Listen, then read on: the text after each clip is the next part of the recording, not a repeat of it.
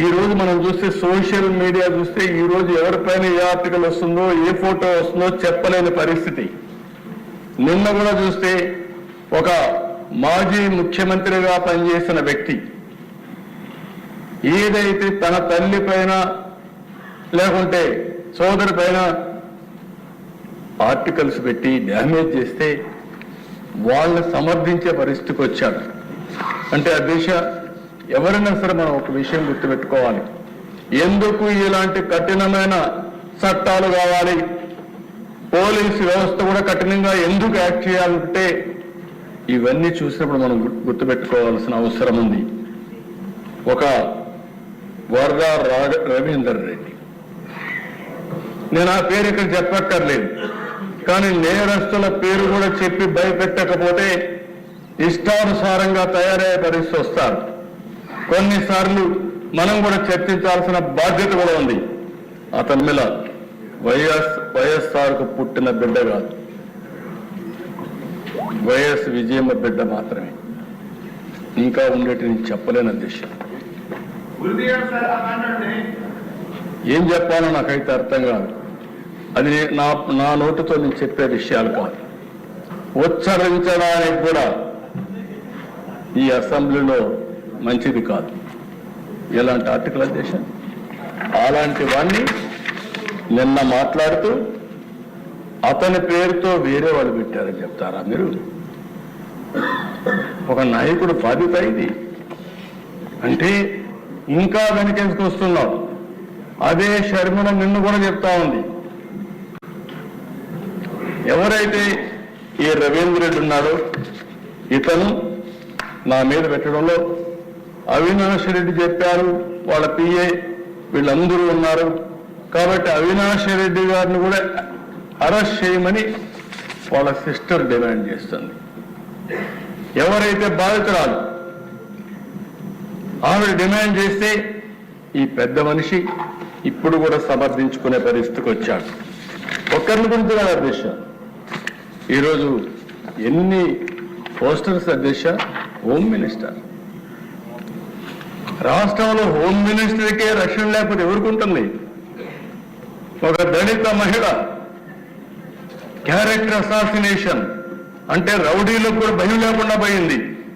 Home minister లెక్కలేదు, DGP అని లెక్కలేదు, హోమ్ సెక్రటరీ లెక్కలేదు, డిప్యూటీ సీఎం అని లెక్కలేదు, ఎవరైనా లెక్కలేదు. అంటే ఏంటి విచ్చలవిడతనం? ఏమనుకుంటున్నారు మీరు? ఇంకో పక్కన చూస్తే అధ్యక్ష డిప్యూటీ సీఎం పైన ఏం చెప్పాలి అధ్యక్ష?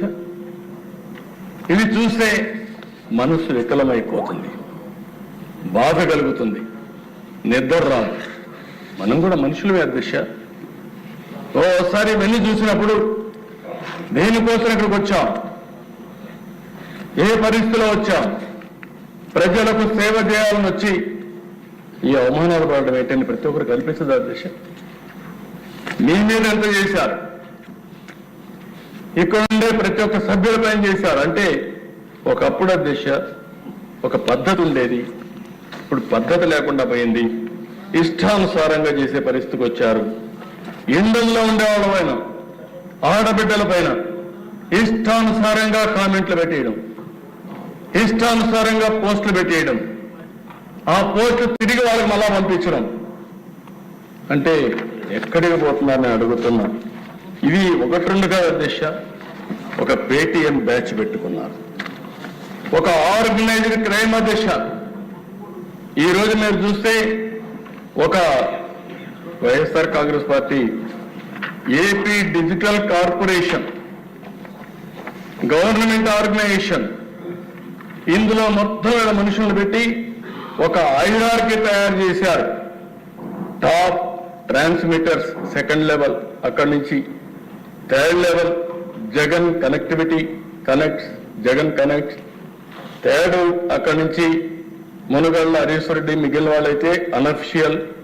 అక్కడి నుంచి వేరియస్ బ్రాంచెస్ చేసేసుకొని వీళ్ళ అడ్రస్లన్నీ కూడా తెలియకుండా ఎక్కడికక్కడ ఇష్టానుసారంగా ఎక్కడెక్కడో కూర్చొని ప్రపంచం మొత్తం పేర్లన్నీ కూడా ఎక్కడికక్కడ షీల్డ్ చేసేసి, అడ్రస్లు షీల్డ్ చేసి ఇష్టానుసారంగా సోషల్ మీడియా వాడే పరిస్థితికి వచ్చారు అధ్యక్ష.